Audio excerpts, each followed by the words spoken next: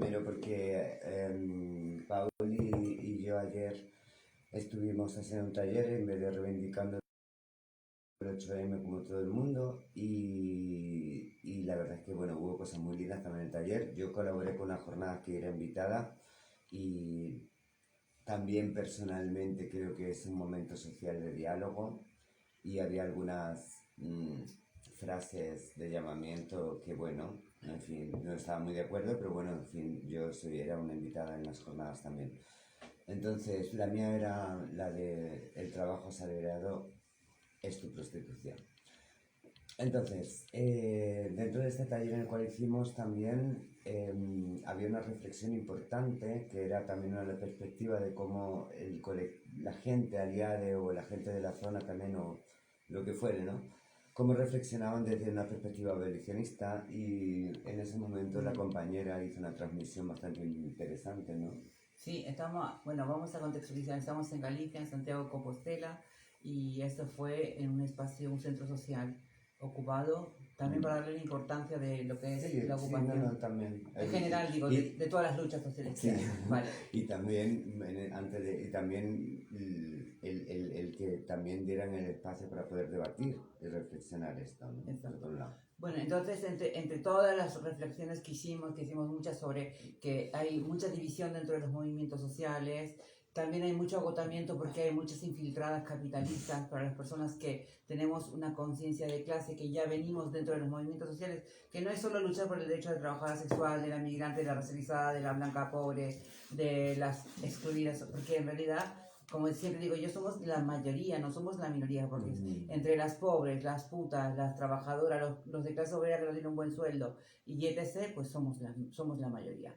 En esto empezamos a hablar sobre el trabajo sexual, que es lo que dice Verónica, que en la reflexión sobre el 8 de marzo que nos parecía importante, y lo que yo, cuando llegamos al tema de trata, ¿vale? Que siempre se lía trata con trabajo sexual, pues lo que decíamos es que veíamos más que necesario de los movimientos feministas de trabajadoras sexuales o transfeministas o lo que fuera, que la ley cambiase, en el sentido de que la persona que esté en situación de trata no estuviese obligada a tener que denunciar al tratante, que eso, pues en la mayoría de los casos, están amenazadas de muerte de sus familias en las ciudades de donde provienen o de donde son los tratantes y las tratantes.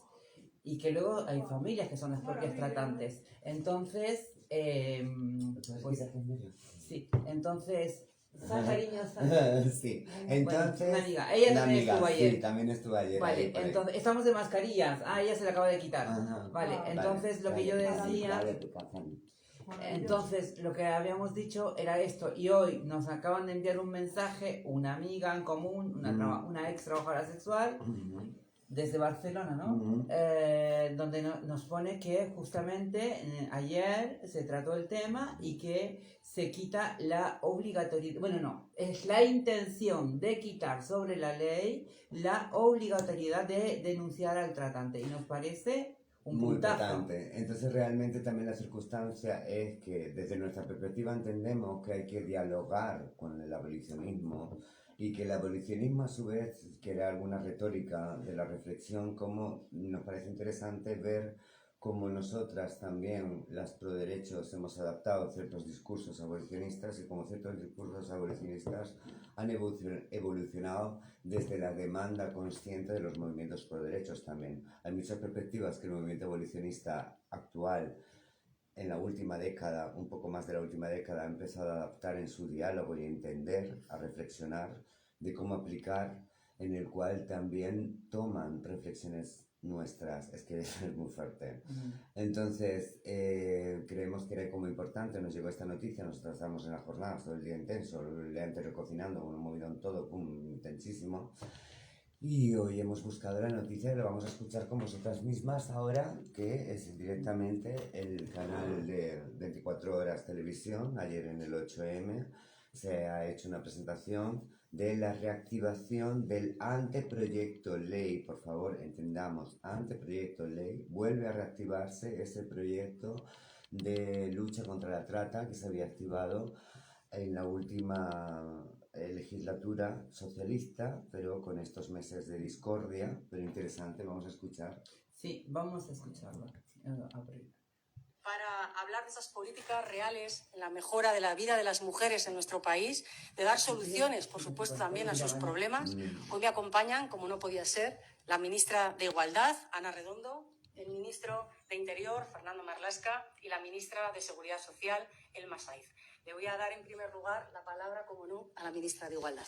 Muchísimas gracias, ministra portavoz Pilar Alegría. Bueno, creo que es un día importante porque por primera vez se celebra un Consejo de Ministras y Ministros excepcional, precisamente con medidas encauzadas, encaminadas a seguir avanzando en derechos, a seguir avanzando en igualdad. Y la igualdad, como todos sabéis, como todas sabéis, es transversal. Por eso este paquete de medidas tiene en todos los ministerios, pero fundamentalmente en los aquí implicados, concreciones y avances en esos derechos. Me van a permitir que comience refiriéndome a la declaración institucional que se ha aprobado en este Consejo de Ministras y de Ministros. Es una declaración institucional que comienza con ese sentimiento de consternación por las guerras, especialmente en Gaza y en Ucrania, que siguen teniendo a las mujeres, a las niñas como víctimas y además víctimas revictimizadas, porque sobre ellas todos los demás abusos, sobre ellas todas las demás diferencias de trato y las demás violencias que se están, por desgracia, librando en esas terribles, espantosas guerras muy cercanas, por otro lado. Es también importante reconocer el valor que tiene España dentro del mundo global, pero sobre todo dentro de la Unión Europea, en el reconocimiento de las políticas en materia de igualdad. Somos, según el Índice Europeo de Igualdad, el cuarto país en reconocimiento de políticas y avances en políticas. Y creo que esto es importante reconocerlo y recalcarlo, porque significa que hemos hecho bien las cosas, que ha avanzado nuestra sociedad desde hace 20, 30 años. Y así también lo describe el CIS. Hay un avance significativo en el recorte de las brechas, por ejemplo, en el recorte de brechas de empleo, en el recorte de brecha salarial. Hoy estamos en el 15,7%. Veníamos de brechas mucho más importantes. También en el recorte de la brecha en pensiones. Y, por lo tanto, creo que tenemos que reconocer que somos una sociedad que está comprometida firmemente con la igualdad y que avanza hacia mayores cuotas de igualdad. Pero también en esa declaración reconocemos que el camino es largo, que no está todo hecho y que tenemos que seguir avanzando con medidas como las que traemos hoy a este Consejo de Ministras y Ministros. Y en ese sentido es verdad, lo decía la ministra portavoz, el inmenso problema que existe todavía en nuestro país con la violencia de género, precisamente ahora que hay partidos negacionistas de la violencia de género. El negacionismo mata y hay que reconocerlo así. También hay mucho que hacer todavía para ir cerrando esas brechas, esa conciliación imprescindible de la vida laboral, personal y familiar. Hay que seguir manteniendo medidas que permitan la conciliación y, en definitiva, esos suelos pegajosos y esos techos de cristal que tenemos que seguir rompiendo. Por ejemplo, con ese primer proyecto de ley de esta legislatura, el proyecto de ley de paridad y presencia equilibrada de mujeres y hombres, que trata también de romper con ese techo de cristal. Son muchas las cuestiones, pero también muchas las amenazas y, por lo tanto, con esta declaración institucional seguimos comprometidos firmemente, el Gobierno de España como gobierno feminista, como gobierno progresista, en avanzar en derechos, en no retroceder ni un ápice en lo conseguido hasta el momento. Para eso presentamos, como digo, una batería de medidas. En primer lugar, la ley de trata. Es el primer paso, la primera lectura de esta ley de trata. Yo creo que es una ley muy significativa, muy importante, que incorpora medidas de distintos ministerios. Luego escucharemos medidas que incorpora la ministra Elma Saiz desde Seguridad Social e Inclusión. Yo creo que es, como digo, una batería de medidas que se incorporan, como les acabo de comentar, a esta ley de trata. ¿Qué contiene fundamentalmente? Es una ley que no es punitivista, es una ley fundamentalmente centrada en la prevención, en la sensibilización y en la protección de las víctimas. Y lo que se pretende es actuar frente a todas las formas de trata, como nos exige tanto el Convenio de Varsovia como el Convenio de Estambul y nuestros compromisos internacionales. Por lo tanto, abrimos el concepto de trata a otras tratas que tienen que ver, por ejemplo, con la trata laboral, la trata sexual, la trata con objetivo matrimonial, matrimonios concertados, la trata para comercio de órganos, etcétera. Es decir, todos los conceptos que se pueden incorporar a nivel internacional en este contenido de la trata. Y se hace de forma integral, con un abordaje integral, para apoyar a las víctimas y, sobre todo, para dar cobertura a las supervivientes, especialmente supervivientes y víctimas en situación irregular en nuestro país. Y por eso se incorpora en este proyecto de ley una autorización provisional con permiso de residencia y también con permiso de trabajo, en tanto se certifica la condición definitiva de víctima de trata. Creo que es importantísimo dar esta cobertura para que las personas en esta situación puedan dar ese paso. Muchas veces la denuncia es difícil por el miedo, por la situación de angustia y, por lo tanto, hay que proteger y acompañar en todo momento. Creo que esta es una medida que puede avanzar en la buena dirección. También creo que es importante reconocer que se garantiza la no expulsión del país si se encuentran en una situación de estas características, en situación de trata. Y se abre la posibilidad de que estas personas puedan acceder a toda la batería de ayudas y de derechos que se reconocen en esta ley. Se desconecta, y esta es otra cuestión importante, la denuncia de todos los derechos a los que tienen derecho las personas en situación de trata. El artículo 31 establece precisamente esa diferencia. No hace falta la denuncia, como digo, para acceder a todos los derechos. ¿Y qué derechos se reconocen en este proyecto de ley? En primer lugar, el derecho a la percepción del ingreso mínimo vital. En segundo lugar, a ser considerados como colectivo prioritario a la hora de acceder a una vivienda de protección, a una vivienda pública. En tercer lugar, el derecho a la asistencia letrada, al ser asesorada y, por lo tanto, acompañada en todo el proceso. Y, en cuarto lugar, también a indemnizaciones con cargo a los bienes decomisados a las mafias y a los grupos de trata. Este es, por lo tanto, un elemento que nos parecía importante recalcar, que esos derechos que se reconocen son derechos con independencia de la denuncia. Cuestión procedimental, y no me parece menor. Iniciamos este trámite, iniciamos esta primera lectura y queremos iniciarlo con la colaboración de todas las asociaciones comprometidas con la lucha frente a la trata y la explotación de seres humanos. Estamos poniendo en marcha, en paralelo a esta presentación, un grupo de trabajo en la que todas esas asociaciones, todos esos colectivos que llevan trabajando y trabajando muy bien con personas que han sido tratadas, puedan incorporarse a este debate, abrir ese debate y, por lo tanto, asesorarnos, auxiliarnos en concretar mejor y ser más eficaces en las medidas que necesitan. Por supuesto, a partir de este momento también recabaremos los informes preceptivos del Consejo General del Poder Judicial, del Consejo Fiscal y del resto de ministerios que intervienen en este proyecto de ley. Como digo, ministerios tan importantes y aquí representados que luego comentarán la parte en concreto que les corresponde de la ley. Hay una medida que también me parece significativa y que se ha aprobado en el Consejo de Ministros, que trae causa de la renovación del protocolo de actuación frente al acoso y al abuso en el seno de la Administración General del Estado. Me parece que esta medida da coherencia al Gobierno. porque llevamos solicitando a distintos sectores, a distintos colectivos, que precisamente sean proactivos, que establezcan protocolos para la defensa de las personas frente al acoso y al abuso sexual. Lo hemos hecho, por ejemplo, después de las denuncias en materia cinematográfica, en los rodajes, lo hemos hecho también en torno al deporte, en otros ámbitos también lo solicitamos. Creo que era lógico. Queríamos compartir con vosotras esto porque nos parecía súper importante. Por supuesto que siempre hay que estar precavida. Las leyes normalmente nos tienen acostumbradas a que son ambiguas, ¿no? A interpretación, y por eso vamos a estar vigilantes.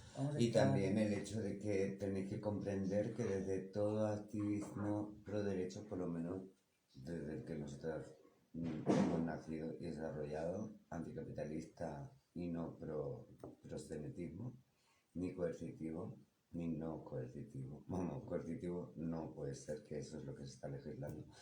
Y no coercitivo no es nuestro marco de reflexión. Entonces, entendemos que hay que luchar contra la prostitución forzada, entendemos que hay que luchar contra la trata de explotación de seres humanos, mujeres en su mayoría y menores y hombres también con finalidades sexuales. Eso lo entendemos, así que alabamos y agradecemos que nuestras demandas también indirectamente, esos años en que los movimientos con conciencia de clase han desarrollado un diálogo social no confrontado directamente con el abolicionismo.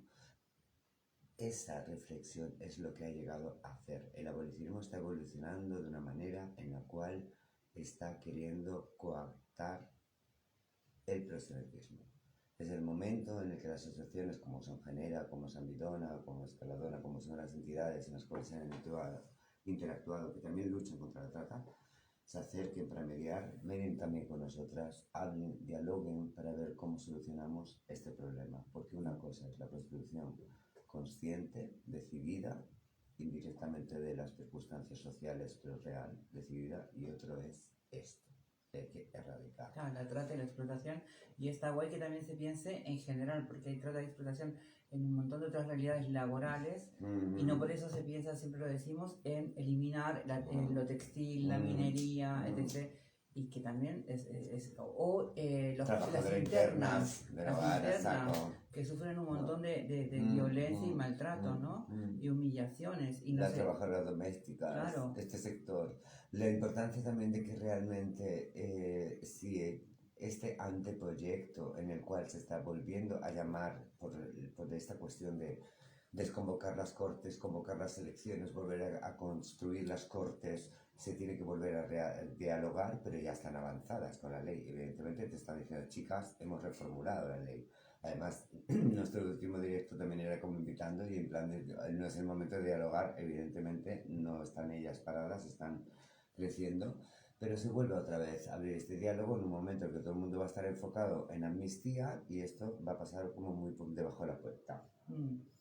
Y bueno, vamos a estar atentas porque siempre hay trampas en la ley. Esperemos que no sea el caso, que sea el caso de un avance. Nos parece súper importante. Importante que ya no haya obligatoriedad de denuncia, claro, que era el marco, como también vosotros buscáis petons de robadores, también se comenta las compañeras, comentan muchos sectores abolicionistas también, comentan muchos sectores. El hecho de que una compañera, lo comentaba también Paula ayer, el hecho de que una compañera tenga que denunciar cuando tiene familia también, que significa no poder volver, que significa un montón de conflictos y problemas que no te aseguran que te van a dar una cobertura social, una casa, un cuidado, algo para que tú puedas denunciar siquiera, y que todo esto ya no sea obligatorio y que se le vea con el mismo marco de darle el soporte, es brutal si lo llegan a hacer. En el discurso de la ministra, lo único que me hizo un poco de ruido, no sé si lo comento contigo aquí en vivo, es al final primero decía que la denuncia no era importante, y eso nos parece súper valioso.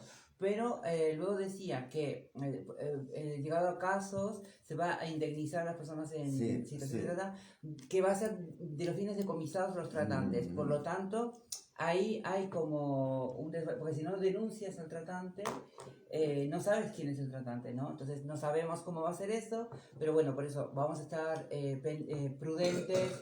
Entendemos que es algo positivo para las personas en situación de trata. Como trabajadoras sexuales queremos compartir que estamos en contra de la trata, que nos parece importante y que esto es un paso y que hay que trabajar conjuntamente. Pro derecho y abolicionismo hay que trabajar conjuntamente. Y el feminismo tiene que hacer una reflexión profunda sobre la construcción social, que lo que hay que abolir es el trabajo, pero bueno, no sé si algún día llegaremos a eso, pero estamos en una sociedad explotadora en general y no solamente en el trabajo sexual. Así que nada. Aquí somos Fiona 1 y Fiona 2. Estamos enfionadas. Sí. Y nos vemos en Barcelona para el 2 de junio. Un besito muy grande. Es importante reflexionar. Es muy importante reflexionar. Una de las cosas que quería que comentara la compañera fue una reflexión del taller que hicimos ayer, que les dijo al sector ABO, que performaba el ABO, que habían performado un abolicionismo muy estereotipado, que el movimiento abolicionista es inteligente, que hay discursos abolicionistas muy inteligentes y que tendrías que haber performado el papel más inteligentemente. Sí, y razonable, porque es razonable, hay un desconocimiento que solo las trabajadoras sexuales tenemos, que es quienes hemos vivido eso y que podemos hablar sobre este concepto. Y muchas le decimos que el secreto del patriarcado lo tienen las putas, o sea, los secretillos, esto de los hombres. Y que a veces las abolicionistas no pueden llegar a entender eso, pero porque no lo han vivido y lo podemos entender. Pero los análisis abolicionistas tienen mucho razonamiento lógico de la construcción social.